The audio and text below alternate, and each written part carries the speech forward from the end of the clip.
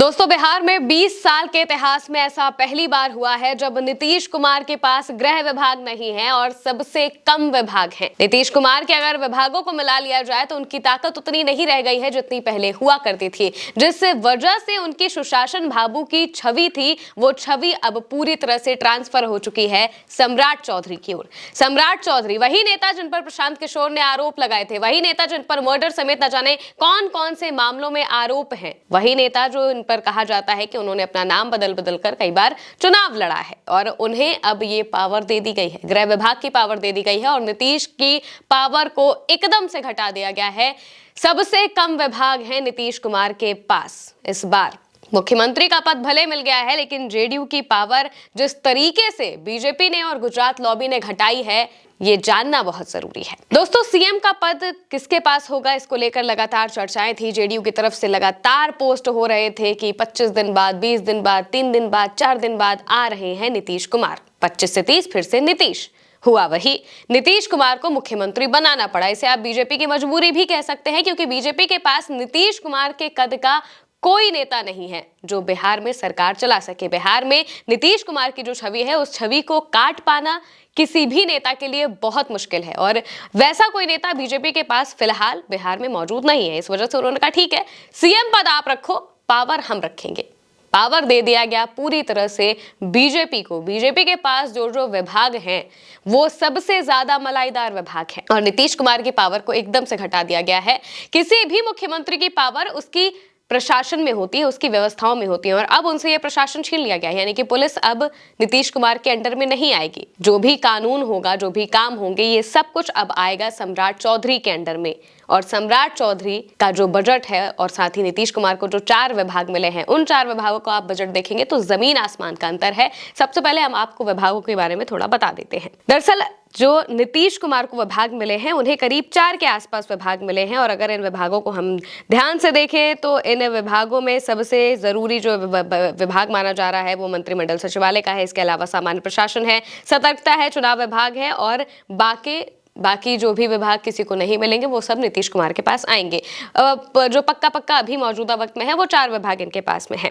लेकिन सबसे बड़ी बात यह है कि अगर मंत्रालय के बजट की बात करें तो सीएम डिप्टी सीएम में सबसे भारी सम्राट चौधरी हैं। उन्हें जो विभाग मिले हैं उनका बजट भी ज्यादा है और उनकी पावर भी सबसे ज्यादा है। सम्राट चौधरी के गृह विभाग का बजट 17,831.21 करोड़ है, जबकि नीतीश कुमार के 4 विभाग सामान्य प्रशासन, मंत्रिमंडल सचिवालय, निगरानी और निर्वाचन को मिलाकर 3,041.63 करोड़ का बजट है। इसके अलावा विजय सिन्हा आते हैं, उनका बजट 2,033.45 करोड़ के आसपास का है। यानी कि मुख्यमंत्री कोई और है और मुख्यमंत्री जैसी पावर किसी और के पास है, जिसे प्रोजेक्ट करने की कोशिश की जा रही थी। अगर प्रशांत किशोर आरोप ना लगाते तो हो सकता था कि जो सीएम बीजेपी प्रोजेक्ट करती वो सम्राट चौधरी को ही करती। हालांकि जब एनडीए की बढ़त मिल जाती है नीतीश कुमार को और बीजेपी को अच्छी खासी सीटें मिल जाती हैं, तो ये कह दिया जाता है, ठीक है सीएम आप बनिए, लेकिन पावर तो हमारे ही पास रहेगा। और ये पावर खुद गुजरात लॉबी ने अपने हिसाब से बांट लिया है। बीजेपी के इस बार जो मंत्री हैं वो 14 हैं, जो जेडीयू के मंत्री हैं वो 8 हैं। संख्या एकदम से घटा दी गई है, जबकि जो सीटों का अंतर है वो सिर्फ 4 का है।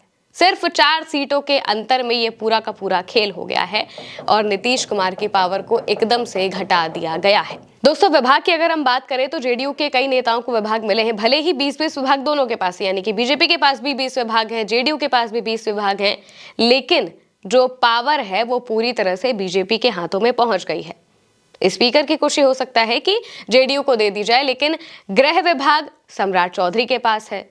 इसके अलावा भी जो कई जरूरी विभाग होते हैं वो सब के सब बीजेपी के पास है। जेडीयू के पास सिर्फ एक अहम विभाग पहुंचा है और वो है वित्त विभाग का, यानी कि फाइनेंस का। अब तक बीजेपी को अपने पास इससे रखती थी, लेकिन इस बार ये जेडीयू को दे दिया गया है, क्योंकि एक ना एक जरूरी विभाग देना बहुत ज्यादा जरूरी होता है और इसी वजह से वित्त विभाग दिया गया है। नीतीश कुमार के बारे में हमने आपको बता ही दिया है और इसके बाद आते हैं विजय कुमार चौधरी। विजय कुमार चौधरी को मिले हैं जल संसाधन, संसदीय कार्य, सूचना एवं जनसंपर्क, भवन निर्माण विभाग। इसके बाद है बृजेंद्र प्रसाद यादव, इन्हें मिला है वित्त विभाग और इसके साथ साथ में मिला है ऊर्जा, योजना एवं विकास, मद्य निषेध, उत्पादन और निबंधन, वाणिज्य कर विभाग। ये 5 विभाग बृजेंद्र प्रसाद यादव को दिए गए हैं और इसके अलावा भी कई नाम हैं जिनमें लेशी सिंह का भी है। लेशी सिंह पहले भी खाद्य और उपभोक्ता संरक्षण विभाग संभाल चुकी है तो उन्हें वही दिया गया है। जमा खान है जिन्हें अल्पसंख्यक कल्याण विभाग दिया गया है और इसके अलावा भी और अलग अलग जो नेता हैं उन्हें विभाग बांटे गए हैं और इनमें जो जेडीयू के हैं उनके पास 8 नेताओं को अलग अलग विभाग दिए गए हैं जिसमें अल्पसंख्यक कल्याण है, स्वास्थ्य विभाग है, भूमि सुधार राजस्व है और इस तरह के जो विभाग हैं ये दिए गए हैं इसमें। अब अगर बीजेपी के विभागों पर हम नजर डालें तो उस पर नजर डालना सबसे ज्यादा जरूरी है। सम्राट चौधरी को मिला है गृह विभाग, विजय कुमार सिन्हा को मिला है भूमि और राजस्व, खान एवं भूतत्व विभाग यानी कि जो खनन विभाग है ये मिला है विजय कुमार सिन्हा को।